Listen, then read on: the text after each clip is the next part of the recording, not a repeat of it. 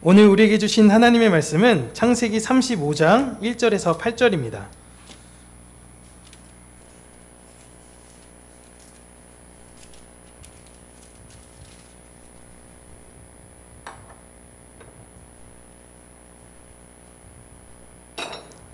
창세기 35장 1절에서 8절 우리 함께 읽도록 하겠습니다. 하나님이 야곱에게 이르시되 일어나 베델로 올라가서 거기 거주하며 내가 내 형 에서의 낯을 피하여 도망하던 때에 내게 나타났던 하나님께 거기서 제단을 쌓으라 하신지라. 야곱이 이에 자기 집안 사람과 자기와 함께한 모든 자에게 이르되 너희 중에 있는 이방 신상들을 버리고 자신들을 정결하게 하고 너희들의 의복을 바꾸어 입으라. 우리가 일어나 베델로 올라가자. 내 환난 날에 내게 응답하시며 내가 가는 길에서 나와 함께 하신 하나님께 내가 거기서 제단을 쌓으려 하노라 하매 그들이 자기 손에 있는 모든 이방 신상들과 자기 귀에 있는 귀고리들을 야곱에게 주는지라. 야곱이 그것들을 세겜 근처 상수리 나무 아래에 묻고 그들이 떠났으나 하나님이 그 사면 고울들로 크게 두려워하게 하셨으므로 야곱의 아들들을 추격하는 자가 없었더라. 야곱과 그와 함께한 모든 사람이 가나안 땅 루스 곧 베델에 이르고 그가 거기서 제단을 쌓고 그곳을 엘베델이라 불렀으니 이는 그의 형의 낯을 피할 때에 하나님이 거기서 그에게 나타나셨음이더라. 리브가의 유모 드보라가 죽음에 그를 베델 아래에 있는 상수리 나무 밑에 장사하고 그 나무 이름을 알론바굿이라 불렀더라. 아멘. 오늘은 상수리 나무 아래라는 제목으로 하나님의 말씀을 우리 사랑하는 성도님들과 나누도록 하겠습니다. 제가 사진을 하나 잠깐 보여드리면 이 사진이 요즘은 어린아이들이 무슨 사진인지 무슨 나무인지도 잘 모르는데 좀 나이가 있으신 분들은 다 이게 무슨 나무인지 아시죠? 이걸 뭐라고 부르죠? 처음 보는 사진이신가요? 선앙당이라고 우리가 부릅니다. 제가 옛날에도 시골이나 이런 데 가면요 마을 입구에나 아니면 마을 중앙에 이렇게 나무에다가 왜 저렇게 무슨 옷을 입힌 것처럼 흰색, 빨간색, 노란색, 파란색 이런 줄을 왜 내리고 거기 보면 새끼꼰줄 같은 것도 막 이렇게 놓은 그런 나무를 보게 되면서요 굉장히 이상하게 여기습니다. 좀 뭔 나무지? 라고 하는데 저게 어떤 나무죠? 그 마을을 지켜주는 그 마을의 상징과도 같은 나무입니다. 그런데 우리가 선앙당 그럴 때 당은 집입니다. 당은 집이에요. 선앙이 무슨 뜻이냐면 상수리 나무의 방언이에요. 그러니까 그 지역에 있는 상수리 나무 가장 핵심적인 곳에는 이 나무가 우리 동네를 지켜줄 겁니다 라는 어떤 상징을 가지고 저런 의식을 행했어요. 그 옆에 이렇게 돌탑을 쌓는 그런 곳도 있었죠. 여러분 이게 불과 사라졌다라고 좀 하긴 그렇지만 많이 없어진 게 요즘은 재개발 때문에 많이 사라지긴 했는데요 100년도 안 됐습니다. 100년 전까지는 저게 야곱 이전부터 있었던 문화가 지금까지 계속적으로 있었어요. 사람들에게 상수리 나무라 라는 것은 여러분 그냥 한 나무, 떡갈나무, 단풍나무, 버들나무 이런 나무 중에 한 나무가 아니라 굉장히 큰 의미를 상징하는 나무예요. 그래서 상수리 나무의 다른 이름이 무엇이냐면 바로 참나무입니다. 의의 나무예요. 성경에서 특별히 구약에서 제가 상수리 나무가 나온다라고 했을 때는 이 나무가 가진 상징적 의미를 여러분 잘 이해하셔야 된다라고 말씀을 드렸습니다. 특별히 하나님의 언약, 그 십자가에 관련돼서 알려주려고 하는 그것이 굉장히 커요. 그래서 예배와 제단을 드릴 때 보면 항상 어디서 예배와 제단을 쌓냐면 상수리 나무 이렇게 이야기를 하고 있는 것입니다. 그렇게 야곱이 상수리 나무 아래에 오늘 묻었던 것들, 좀 것이라고 하기엔 좀 그렇지만 뒤에 이제 드보라도 나오시니까요. 이 상수리 나무 아래 묻힌 것과 나와는 무슨 관계가 있는 것인지 오늘 말씀을 들으시면서 잘 생각해 보는 시간이 되었으면 좋겠습니다. 지금 세겜에서 일어난 그 학살 사건으로 인해 주변에 있는 부족들이 자신들의 가족을 공격하고 침략할지 모른다라는 극도의 불안의 마음을 가진 야곱에게 하나님께서 다시 나타나셨습니다. 그래서 베델의 언약을 떠오르게 하셨죠. 그리고 그 장소로 다시 돌아가라 라고 말씀하십니다. 야곱은 그동안 자신도 베델로 가야지 라는 걸 알았어요. 그런데 베델로 가지 않았습니다. 왜냐하면 베델로 가지 않았음에도요, 잘 되는 자신을 보면서 굳이 베델로 가지 않아도 되는구나, 괜찮구나 라고 생각했던 거예요. 그렇게 10년 넘게 숲곳에서 너무 잘 살았거든요.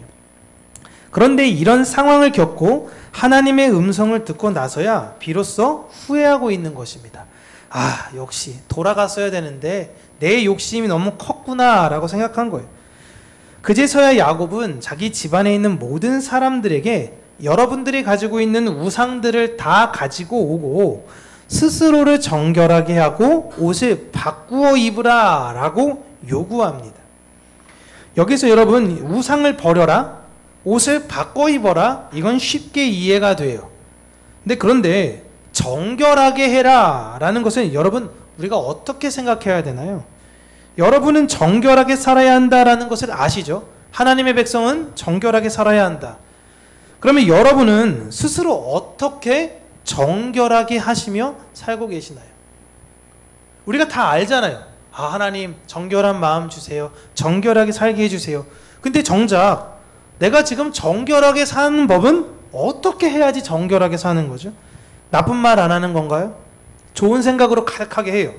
아니면 좀 여러 가지 잘못된 말을 들었을 때는 귀를 씻거나 몸을 씻거나 이렇게 우리가 정결을 보여줄 수 있는 건가요? 율법이 있던 시절에는요, 율법을 잘 지키면 정결한 행위를 했던 거예요. 그리고 만약에 율법을 어기더라도 제사라는 제도를 통해 자신을 정결하게 다시 바꿀 수 있었습니다. 물론 겉으로 율법을 지킨다고 정결해지는 것은 아니에요. 정결함은 겉으로 드러나기도 하지만 어떤 행위를 한다고 근본적으로 정결할 수는 없는 겁니다. 그런데 유대인들은 착각했어요. 이 율법을 지킴으로 나는 정결한 사람이다 라고 생각했던 거예요. 그래서 하나님께서 선지자들을 통해 율법을 다른 사람들에게 보이려고 지키는 것은 정결한 것이 아니다 라고 이야기를 해요. 그래서 너희들은 할례를 받을 때 그냥 겉으로 할례를 받는 사람이 아니라 마음의 할례를 받아야 된다 라고 하나님께서 강조하셨던 겁니다. 야곱이 지금 자기 집안에 있는 모든 사람들에게 정결을 주문하는 건 외적으로 정결한 척을 하십시오 라는 것이 아니라 내적인 정결을 주문하고 있는 거예요. 겉으로 우상을 버리는 척 하는 것이 아니라 내 마음에 깊게 자리 잡은 그 우상을 버려야 한다라는 것입니다. 그렇게 그 집안에 있는 사람들이 자기들이 갖고 있던 이방신을 다 가지고 오고, 특별히 보시면 자기가 갖고 있는 귀걸이도 다 빼서 야곱에게 주죠. 왜 귀걸이를 뺐냐면, 지금이야 귀걸이가 어떤 패션의 상징이지만 그때의 귀걸이는 여기다가 우상의 모양을 달아서 귀에다 걸어요. 왜 걸었을까요?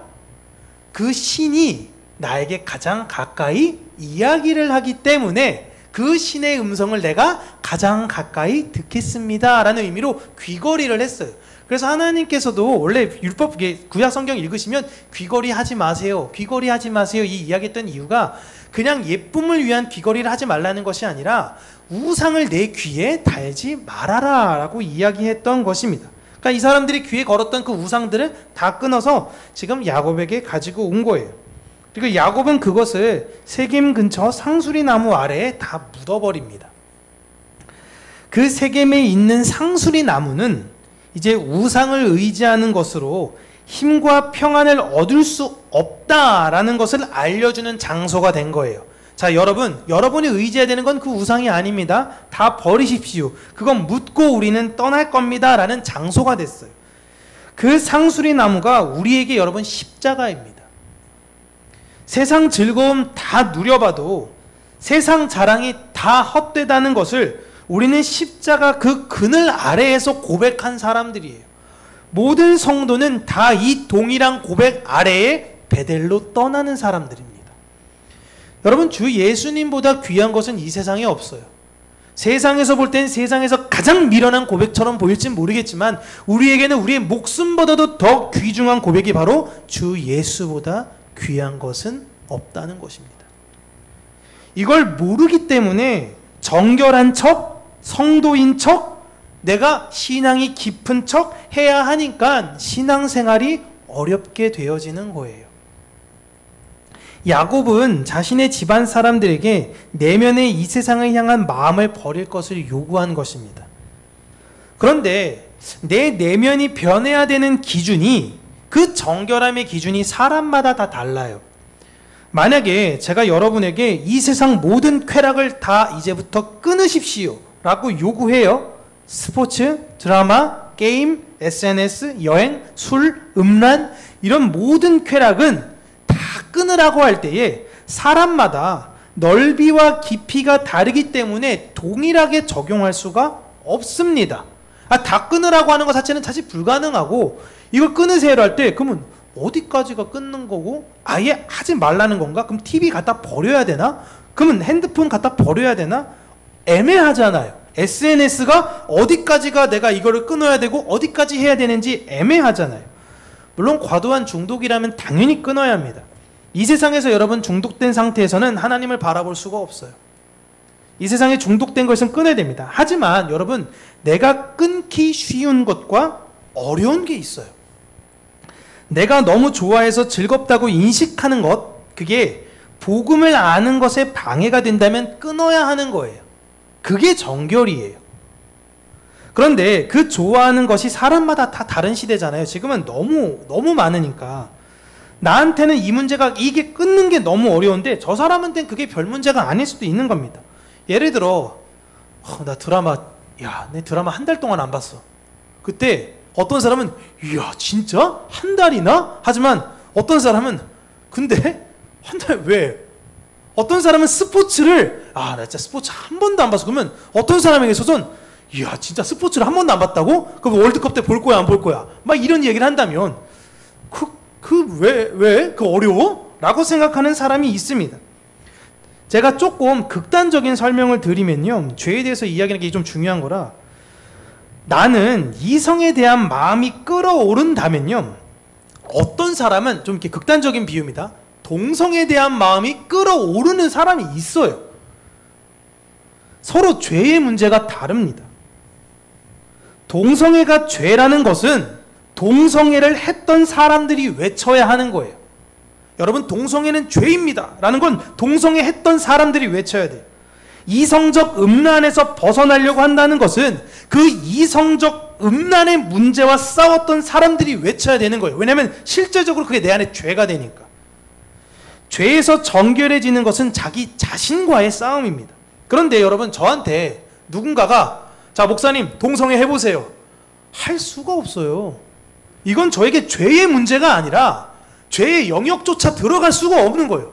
오히려 저에게 동성애를 시키는 건 고문이에요. 죄라고 여겨지는 게 아니라 하나님 왜 이런 시련과 고난을 저에게 주시는 겁니까? 라는 문제로 넘어가요. 그런데 사람들은 이게 문제가 뭐냐면 내 안에 정결에 대해서 어려우니까 자신의 죄를 감추기 위해 상대적으로 끊기 쉬운 죄의 문제만 언급하며 정죄하는 거예요. 난 동성애에 대해서 관심 없거든요. 동성애 하는 건 죄예요. 그죠?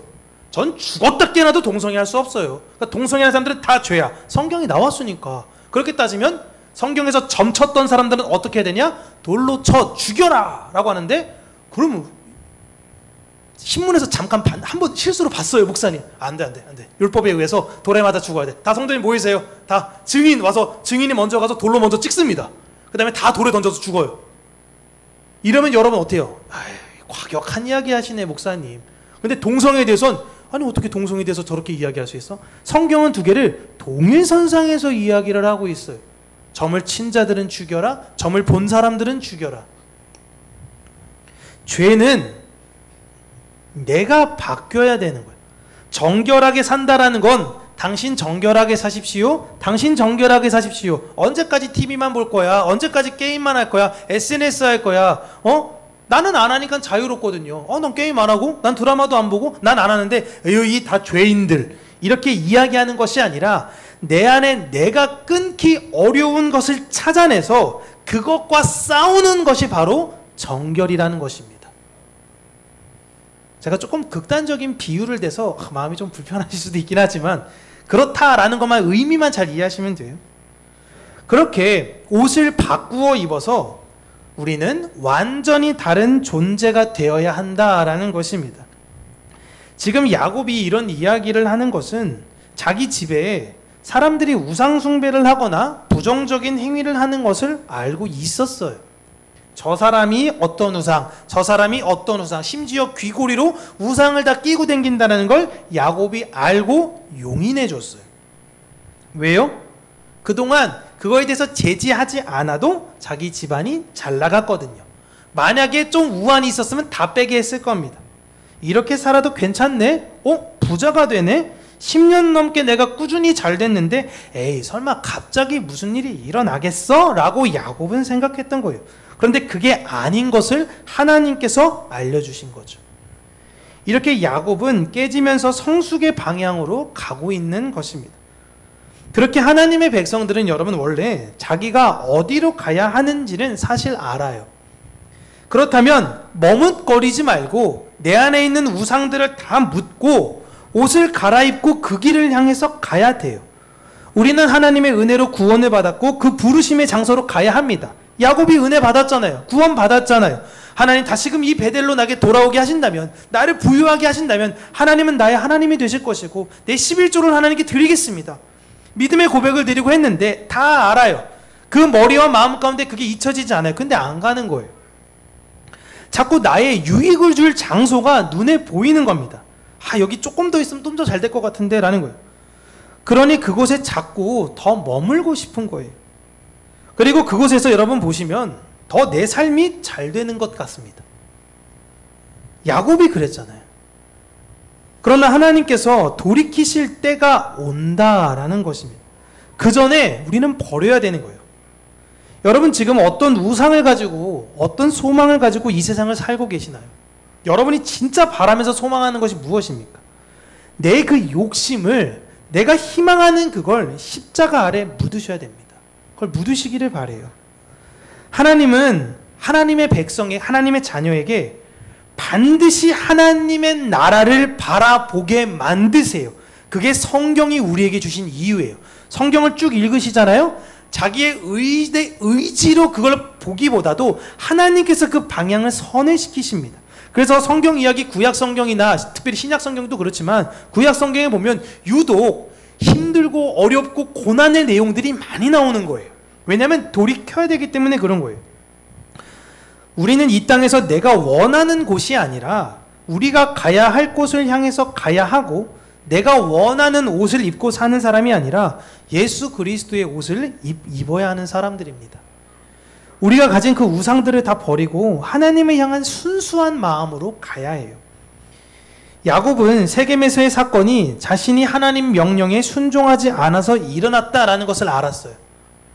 그리고 하나님을 만나러 가기 위hen 어떻게 하는지도 지금 명확하게 다 알아요. 그러니까 다 알아요. 우상 버려야 되고 다 끊고 가야 되는 거 아는데 하나님한테 혼나기 전까지 모르는 게 이상하게 사람 쉽니다라는 것입니다. 그걸 성경을 미리 주셔서 제발 먼저 해라 라는 것입니다. 여러분 야곱이 그 모든 걸 다 이제 묻고 이제 옷 갈아입고 베델로 이제 떠나게 됩니다. 그 길이 한 50km 정도 돼요.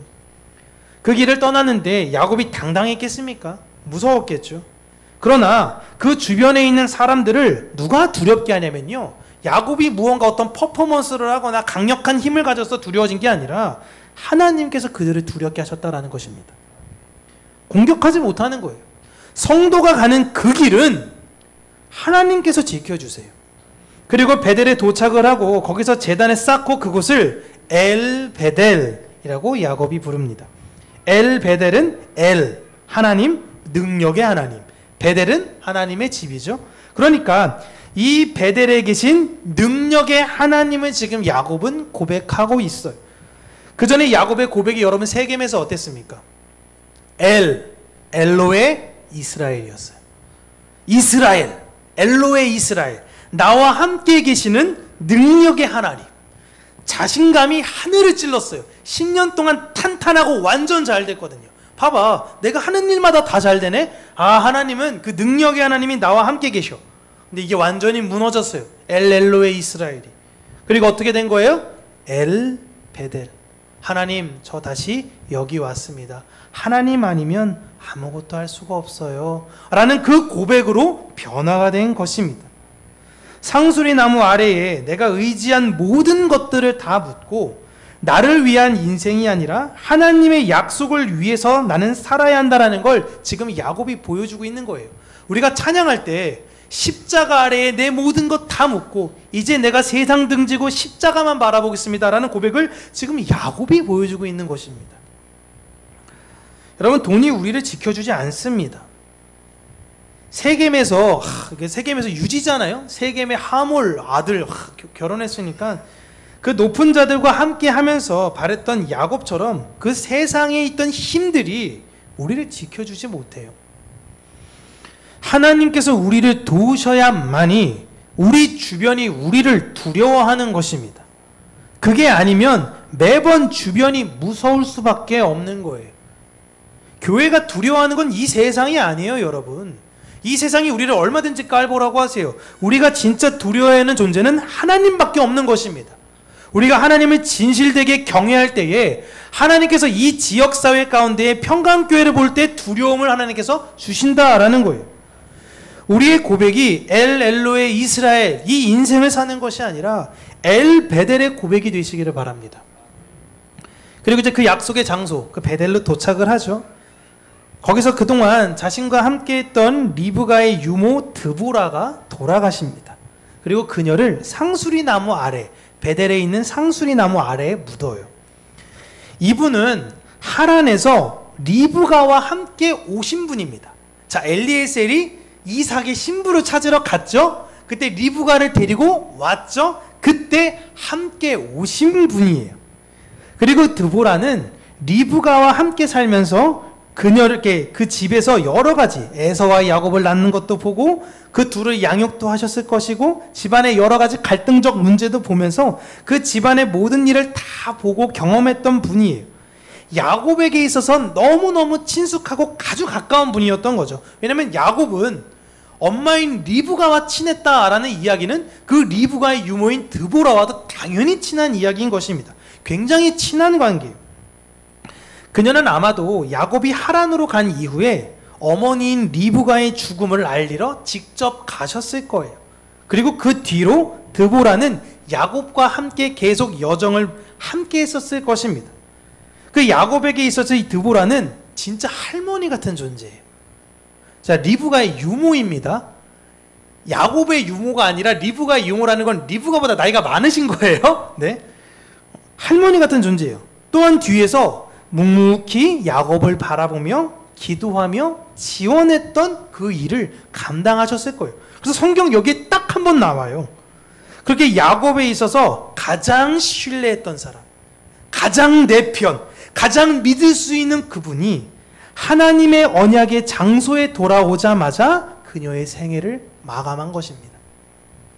세겜의 상수리 나무에서 자신의 헛된 힘과 소망을 묻었던 야곱, 그리고 베델의 상수리 나무에서 자신이 가장 사랑하고 가장 신뢰하며 의지하는 일을 이제 묻습니다. 그리고 그 장소를 알론 바굿이라고 불렀는데요. 이게 통곡의 상수리 나무라는 뜻이에요. 모든 가족이 볼 때 야곱이 이토록 크게 통곡했던 적이 없었던 거예요.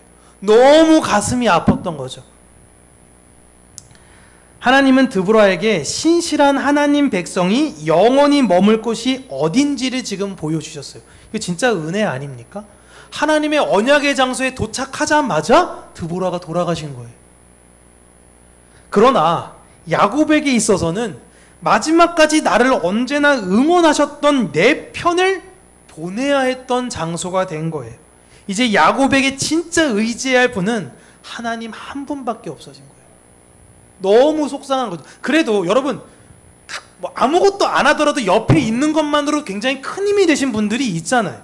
지금 그분이 없어졌을 때 그 마음 안에 있는 큰 허전함. 오늘도 설교 준비하면서 느끼는 게 하나님 너무 가혹하신 거 아닌가. 어떻게 이렇게까지 사람을 벼랑 끝까지 모실 수 있을까라는 생각을 하고, 때로는 우리 성도님들 삶 가운데도 그렇게 벼랑 끝까지 모시는 분들이 있으실 텐데, 그때 하나님께서 여러분에게 은혜 주셔서 하나님만을 바라보며 하나님이 여러분의 힘이라는 그 사실이 은혜 가운데 확신되시기를 바랍니다. 우리는 여러분 때로는 십자가 찬양을 하면서요, 내 마음의 우상과 정결하지 못한 내 자신을 볼 때가 있습니다. 그래서 막 눈물을 쏟아내죠. 하나님, 내가 세상도 바라봤네요. 하나님, 날 용서해 주세요. 막 울면서 하나님께 또 의지하고 매달리죠. 그리고 지금 어떤 때가 또 있냐면, 내가 의지했던 그 모든 것이 다 사라지는 상황이 생겼을 때 또 그 십자가를 보며 일어나기도 합니다. 하나님은 자신의 백성들을 이렇게 훈련시키시며 그를 연단하신다고 제가 성경을 해석하며 여러분에게 전하고는 있지만, 실제로 이런 삶의 무게를 사시는 분들, 그리고 내가 원하는 것을 버리는 그 결단은 정말 쉬운 것은 아니에요. 윤 목사, 너는 그럼 그렇게 잘 버릴 수 있냐라고 할 때 저도 자신할 수 없어요. 오히려 더 잘 못 버릴 수도 있죠. 하지만 우리는 점점 하나씩 이 세상의 것을 이별하며 하나님 나라를 점점 맞이하는 훈련과 연습을 해야 한다라는 것입니다. 저는 여러분에게 이러한 일들이 생기지 않도록 우상을 버릴 것을 먼저 권면하는 것이에요. 여러분, 야곱이 이런 어려움을 여러분 삶 가운데 겪지 않도록 여러분은 우상을 버리십시오. 그런 일이 생겨서 뒤늦게 우상을 버리고 마음을 잡고 나가게 되면, 여러분, 하나님은 아유, 너 그때 우상 안 버렸으니까 나 너 가만 안 둘 거야, 이게 아니라 여러분들을 반드시 지키세요. 그러니까 여러분이 진짜 바라봐야 되는 분은 하나님이신 것입니다.